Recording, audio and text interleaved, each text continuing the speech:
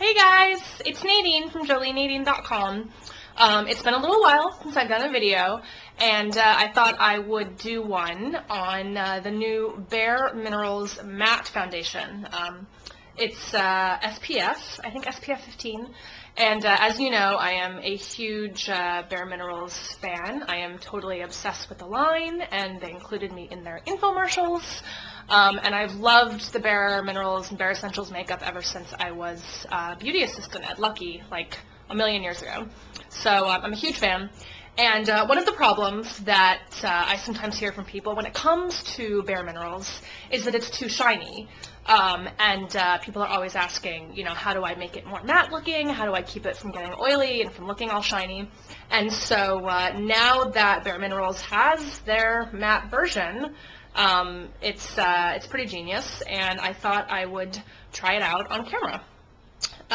So it's, you know, it's the same as what you always do with the bareMinerals, which is Swirl Tap Buff. And the brush that I am using is the Handy Bookie brush, which is my absolute favorite brush because it gives really full coverage, and I think it just gives you a really nice, flawless look.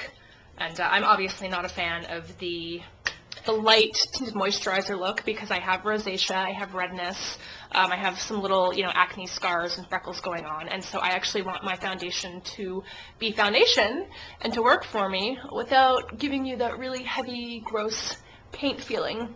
And so that is why I am obsessed with bareMinerals, and why I'm excited to try out this new matte foundation. So I've done a few tutorials by now, so I feel like you guys should all know how to apply bareMinerals, and obviously it's all over the internet as well. It's Swirl Tap Buff, and I find that if you use a brush like the Handy Bookie as opposed to the regular flawless face applicator brush, it'll give you more coverage. It just gives you more of a flawless look. It helps you to look like you're wearing, you know, that more traditional liquid foundation, almost like you're airbrushed, instead of the really light look. And so I just really rub it in. Take your time. I like to give myself a couple minutes in the morning to have my little bareMinerals foundation time. And the more time you spend, the better it will look. One of the other questions I always get is just as far as application. People say that when they put it on, it doesn't look right. Either it looks mask-like, or it doesn't give them enough coverage. So you hear, you know, complaints from both ends. And that has to do with the brush and also has to do with the application.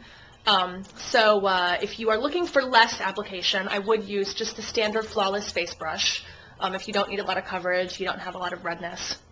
If you're like me and you do want a lot of coverage, use the Handy Bookie brush, and you do the typical, you know, you swirl it in the lid, and then you tap it, and you buff it on. But I really buff it. I mean, buff it, get it in there. You want it to mix with the oils on your face and to really almost become your skin. The great thing about bareMinerals is that you don't have to worry about it clogging up your pores or, you know, making you break out and have that nasty, heavy feeling. So you can really, you know, rub it in there, swirl it in there. Like I said, I spend a couple minutes doing it just to give myself some really nice coverage. And I find that from women that complain either that it kind of settles into their pores or it makes their pores look bigger or that they can't get enough great coverage from it, you're just not doing it long enough. You're probably also not swirling it into the brush well enough because you want to swirl it in and then tap it so that you see absolutely no makeup on the brush tip. You really want the makeup to get into the brush. And then you're buffing it on, I'm almost giving myself a little mini facial here. I'm just really kind of pressing it in, getting good into the crevices, you know, the area around the nose, and then the chin is my favorite area because that's where I get a lot of hyperpigmentation after my breakouts, and then on the cheeks and up in here.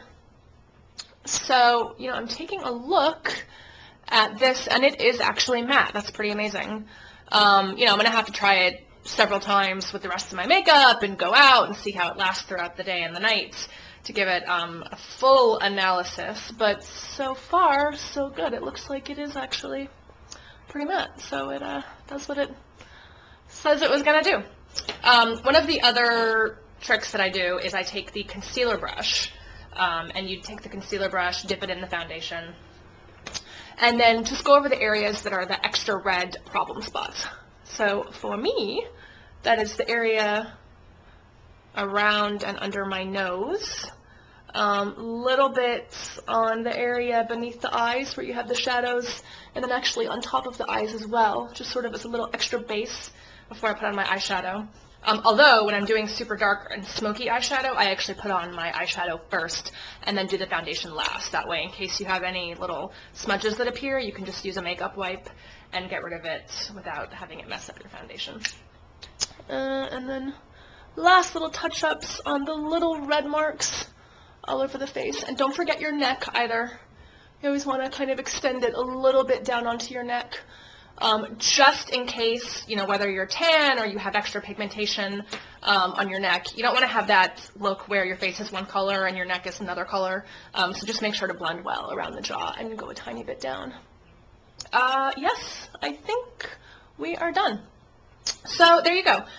This is the new bareMinerals matte foundation. My color is fairly light. I think I actually will probably be playing with the Clear Radiance and the Warmth later because I love mixing and matching the Bare Essentials products, and the Warmth is really good for the little hint of sun-kissed glow, and then Clear Radiance is one of those amazing products that gives you a really nice sheen, and I think the beauty of using the Clear Radiance with the matte, I mean, we'll see, I haven't tried it yet, but is that I can put it just on the areas where I want a glow, so, you know, on the cheeks, and maybe on the eyes, and avoid the T-zone area that used to be a little extra shiny and pearlized with the old mineral stuff, and hopefully have an all-over pretty look.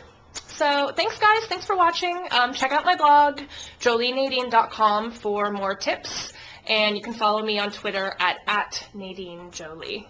Take care.